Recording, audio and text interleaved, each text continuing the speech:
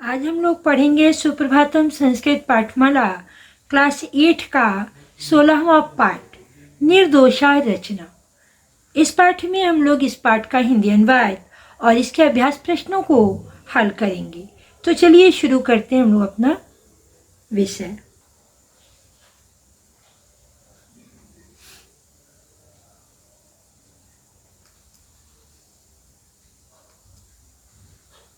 Suprabhatam Sanskrit पाठमाला class 8 पाठ 16 निर्दोषा रचना। हिंदी अनुवाद और अभ्यास।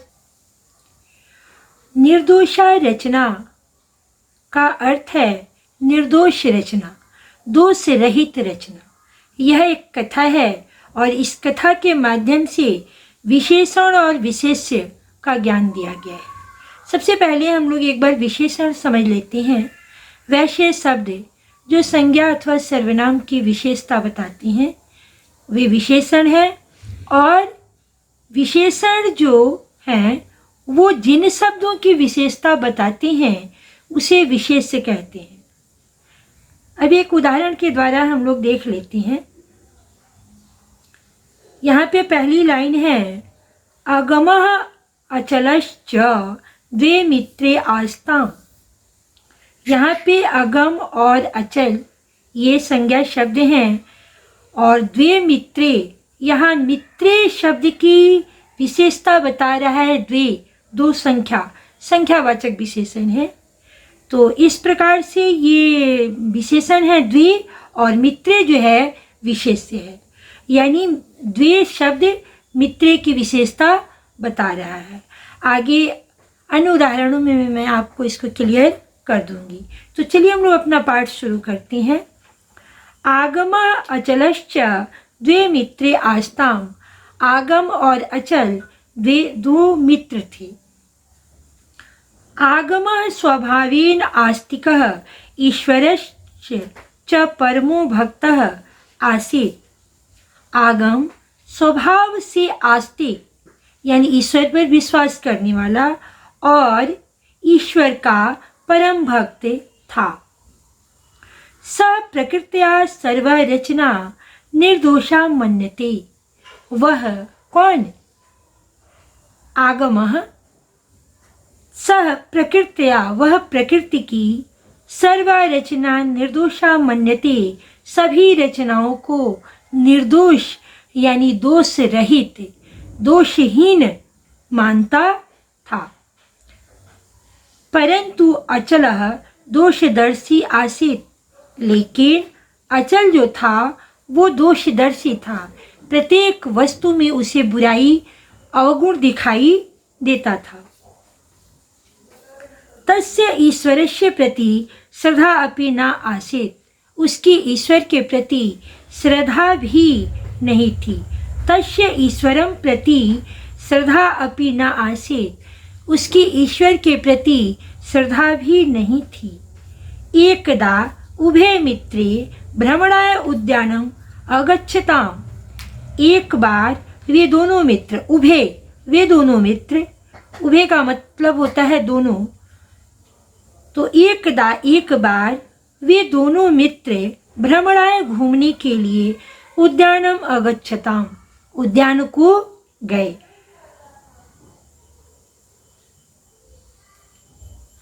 भक्त आसीत् भक्त था। मार्गे वृक्षान दृष्ट्वा अचलः अवदत्। रास्ते में वृक्ष को देखकर अचलः अवदत् अचल बोला। मित्र मम मतानुसारेण ईश्वरस्य रचना त्रुटिपूर्णा अस्ति। मार्गे वृक्षान दृष्ट्वा रास्ते में वृक्षों को देखकर अचलः अवदत् अचल बोला। मित्र आगम को संबोधित करते हुए मित्र मम मतानुसारेण मेरे मतानुसार, मेरे अनुसार या मेरे कहने के अनुसार ईश्वरस्य रचना ईश्वर की रचना त्रुटिपूर्णा अस्ति दोषपूर्ण है। येषां कालिंदानां कुष्मांडानां च लताः पश्य। येषां यानी इन, कालिंदानां यानी तरबूजों की, कुष्मांडानां यानी कोहड़े की, च लता पश्य इन लताओं को देखो। किनकी? तो कालिंदा नाम यानी तरबूजे की और कुष्मांडा नाम यानी कोहड़े की लताओं को देखो। एताशु छिन्नाशु दुर्बलाशु च लताशु ईश्वरः स्थूल फलानि उत्पादयति। इन, एताशु यानी इनमें, छिन्नाशु यानी कमजोर, दुर्बलाशु यानी कमजोर, च लताशु लताओं में, ईश्वर ईश्वर ने, स्थूल फलानि उत्पादयति बड़े बड़े फलों को उत्पन्न किया है। जम्बू आदिषु स्थूल वृक्षेषु सूक्ष्माणि फलानि सन्ति। जामुन आदि विशाल वृक्षों में छोटे फल हैं। ईश्वरस्य इयं रचना दोषयुक्ता अस्ति। ईश्वर की यह रचना दोषपूर्ण है, दोष से भरी हुई है। दोषदर्शी अचलः शीर्षा खलवाटः आसीत्। दोषदर्शी अचल जो था वह सिर से गंजा था। खलवाटा मतलब होता है गंजा, यानी सिर पे बालों का न होना। आतपेन तो पीड़ितो हरितस्य विशालस्य च वृक्षस्य अधः आगच्छताम्। आतपेन यानी गर्मी से, तो वे दोनों पीड़ितों व्याकुल होकर हरितस्य हरे और विशाल वृक्ष के नीचे आगच्छताम गए। तदैव शिरसि त्रीणि आम्रफलानि अपतन्। तदैव वहीं, तत्जोड़ एव, वहीं, शिरसि सिर पर, त्रीणि तीन, आम्रफलानि आम के फल, अपतन गिरे। स पीड़या क्रंदन अवदत्। सह पीड़या वह पीड़ा से, क्रंदन रोते हुए, अवदत् बोला, हा शिरसि ब्रजपातो अभवत्। हाय सिर पर ब्रजपात हुआ, यानी पत्थर गिरा, ब्रज गिरा, पत्थर गिरा। पुनः ईश्वरस्य धन्यवादं कृत्वा मुखात् निसृतम्। पुनः फिर ईश्वर का धन्यवाद करके मुखात, मुंह से, निसृतम निकाला। प्रभो तव रचना दोषहीना अस्ति। हे ईश्वर तुम्हारी रचना दोषहीन है। यदि अस्मिन् वृक्षे कलिंदानि भवेयु, यदि इस वृक्ष पर कलिंदानी यानी तरबूजे तरबूजे होवे, ताहि मम शिरसा खंडसा भवेत, तो मेरा सिर जो है खंडित हो जाता। अहम खलु बुद्धिहीना अस्मि। मैं मूर्ख और बुद्धिहीन, मैं निश्चय ही बुद्धिहीन हूँ। ईश्वरम प्रति मम श्रद्धा नास्ति। ईश्वर के प्रति मेरी श्रद्धा नहीं है। तदा आगमः अकथयत्। तब आगम बोला, सत्यम इदम यत् ईश्वरस्य रचना निर्दोषा अस्ति। यह सच है कि ईश्वर की रचना दोषहीन है, परंतु अज्ञान कारणात् वयं तस्य सम्यक महत्वं न जानीमः। परंतु अज्ञानता के कारण हम लोग उसका सही महत्व नहीं जानते हैं। तो इस पाठ में हम लोगों ने पढ़ा इस पाठ के अर्थ को, और इस पाठ से क्या निष्कर्ष निकला, इस पाठ का मूल्य क्या है। सत्यमेव उक्तम, सच ही कहा गया है। श्रद्धावान लभते ज्ञानम, जो श्रद्धावान होते हैं, जिसमें ईश्वर के प्रति श्रद्धा होती है, आस्था होती है, विश्वास होती है, उन्हें ज्ञान लाभ होता है। तो छात्रों से मेरा अनुरोध है कि आप इस पाठ के शब्दार्थ को याद कर लेंगे ताकि आपके लिए पाठ आसान हो जाए। अब हम लोग इस पाठ के मौखिक प्रश्न को देखेंगे। क्वेश्चन नंबर 1 में शुद्धम उच्चारणम कुरुते, शुद्ध उच्चारण करना है। परमो भक्तः प्रकृत्या दृष्ट्वा मतानुसारेण दुर्बला स्थूल कुरुतां खलवट्टः सम्यक्। क्वेश्चन नंबर 2 में निर्दोष रचना कथाया आदर्श वाचनम कुरुत, ये जो कथा है निर्दोष रचना, उसका आदर्श वाचन करना है। छात्र पढ़ेंगे स्वयं, मैंने आपको यहाँ पे पढ़ के बता दिया, आप इसे पढ़ेंगे, पढ़ने का अभ्यास करेंगे। अगला प्रश्न है लिखित। क्वेश्चन नंबर 1 में विकल्पेभ्य उचितम उत्तरम चित्वा लिखत, यहाँ पे आपको विकल्प दिया गया है, इसमें से उचित उत्तर चुन करके आपको लिखना है। क्वेश्चन नंबर 1 के क में है परमो भक्तः का सही संधि विच्छेद क्या है।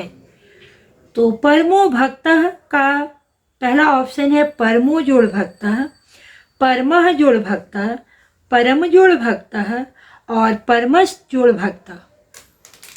आप यहाँ देखेंगे विसर्ग संधि है परमो भक्तः में, विसर्ग जो है ओकार में बदल गया है, इसलिए परमः भक्तः सेकेंड वाला ऑप्शन सही है।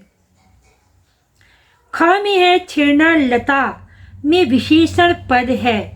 छीर्णा लता, लता संज्ञा शब्द है जिसकी विशेषता बता रहा है क्या, छीर्णा, यानी लता कैसी है तो छीर्ण है, कमजोर है, दुर्बल है।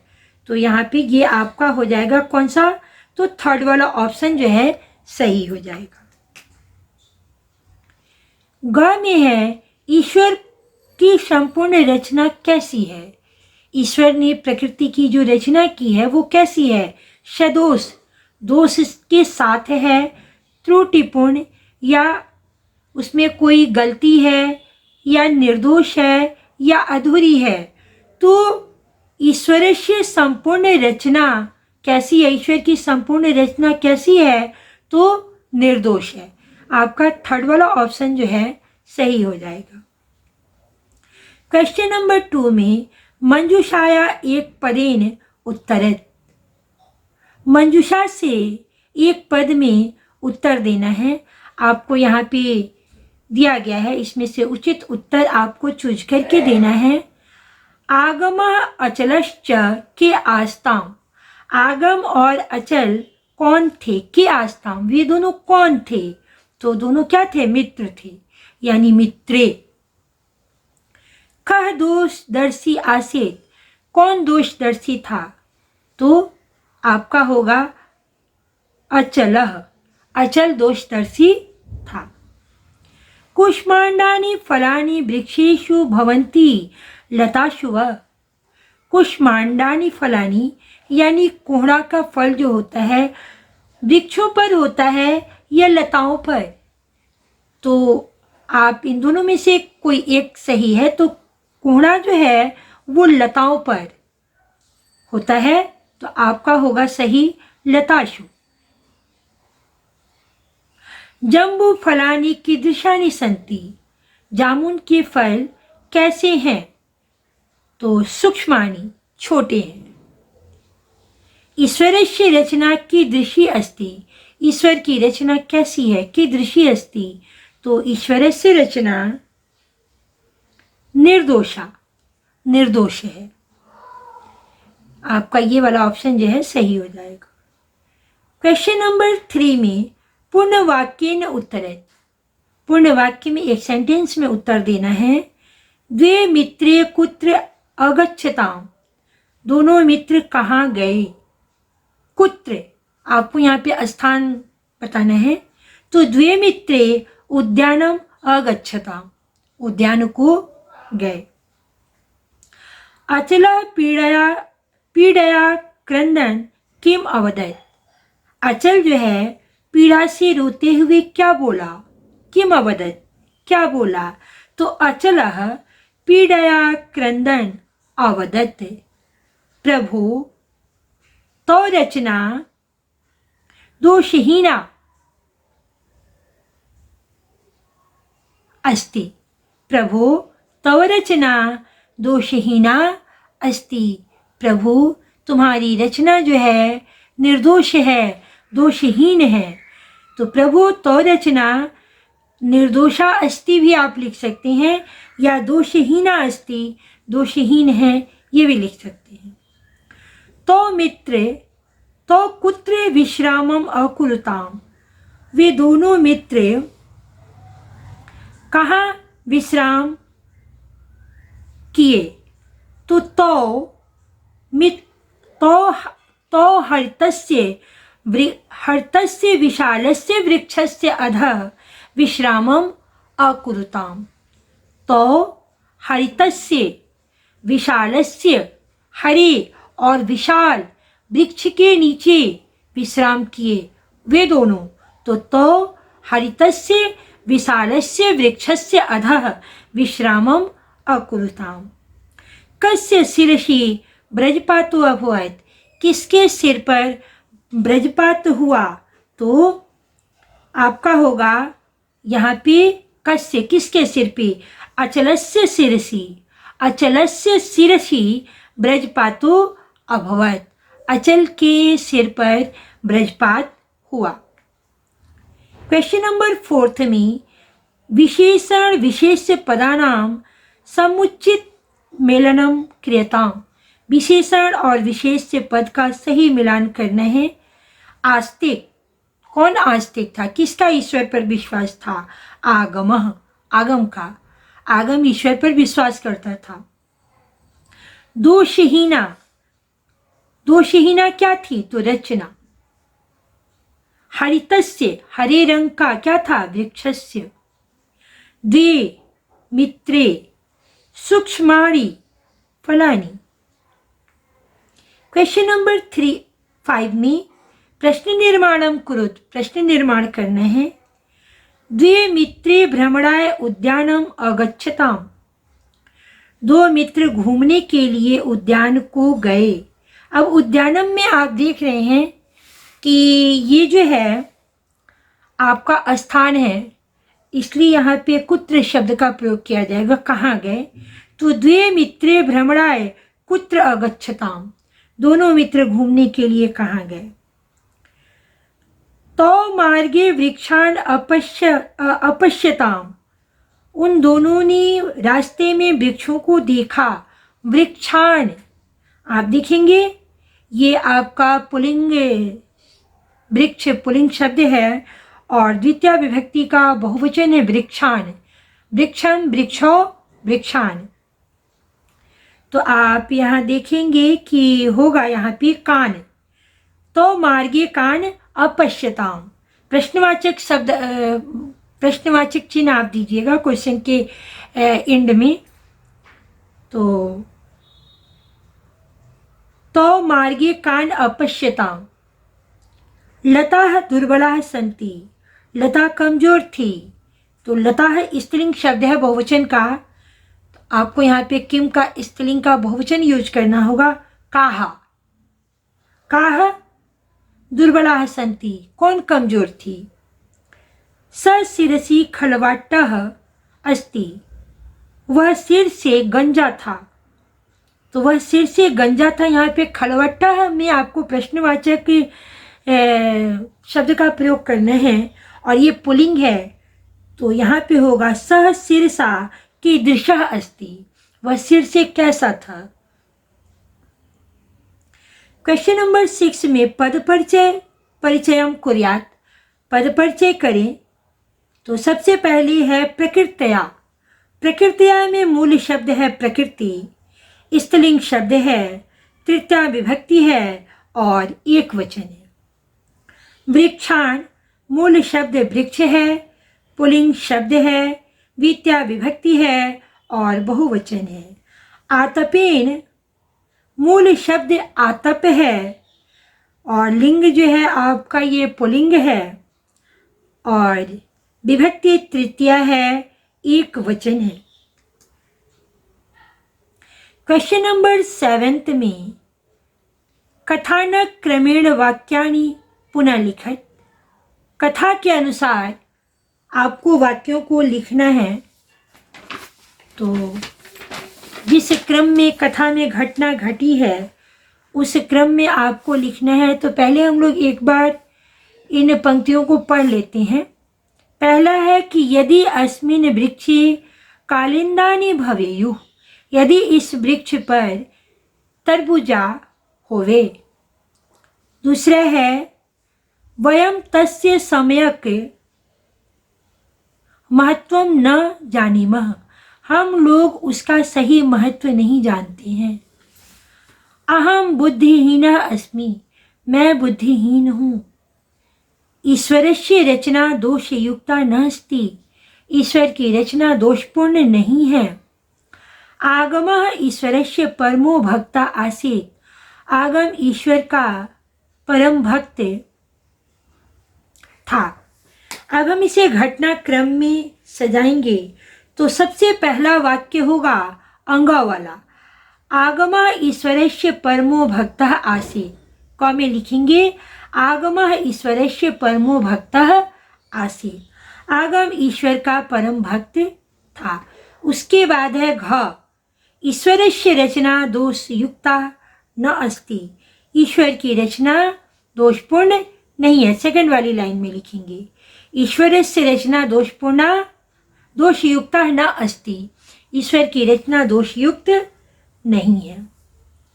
अगला है कि यदि अस्मिन् वृक्षे, क वाली लाइन होगी, यदि अस्मिन् वृक्षे कालिंदानि भवेयुः, और उसके बाद होगा कि ख वाली लाइन वयम तस्य सम्यक महत्वम न जानीमः, और सबसे लास्ट में होगा ग वाली लाइन अहम बुद्धिहीना अस्मि, मैं बुद्धिहीन हूँ। तो इस प्रकार से हम लोगों ने इस पाठ को किया। अब क्वेश्चन नंबर 8 में है पूर्ण वाक्य न उत्तरत, पूर्ण वाक्य में उत्तर दें। केन कारणेन जनाः ईश्वरस्य रचना दोषपूर्णा पश्यन्ति, किस कारण से लोग ईश्वर की रचना को दोषपूर्ण देखते हैं। तो अज्ञान कारणात या अज्ञानता कारणात, अज्ञानता के कारण जनाः ईश्वरस्य रचना दोषपूर्णा पश्यन्ति, अज्ञानता के कारण लोग ईश्वर की रचना को दोषपूर्ण देखते हैं। छात्र रचनात्मक अभ्यास को स्वयं करेंगे। मुझे उम्मीद है कि आपको ये चैप्टर समझ में आ गया होगा। अगर आपको वीडियो पसंद आए तो आप इसे लाइक कीजिएगा, चैनल को सब्सक्राइब कीजिएगा और इसे ज़्यादा से ज़्यादा लोगों में शेयर करिएगा ताकि अधिक से अधिक लोग इसका फ़ायदा उठा सकें। और आपको ये वीडियो कैसा लगा आप अपने विचार कमेंट के द्वारा अवश्य बताइएगा। धन्यवाद।